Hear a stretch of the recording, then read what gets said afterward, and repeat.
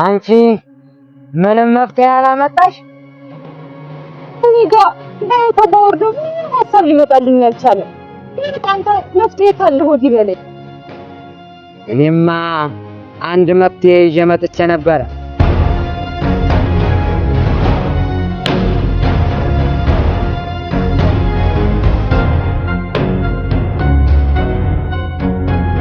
የባህል ልብስ ለበስኩ አልለበስኩ ሀዘን እንደሆነ ያጠፋል።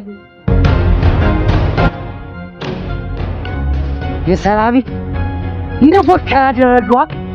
ወይኔ የዘመነው ልጅ ግን ነው እሱ እኮ መኖር አልችልም። ለምዛ ከተሜም ስለሆነ ስራ አይጠፋም። አንተ ምን እየሰራን ራሳችን ኑሯችን እናስተካክላለን።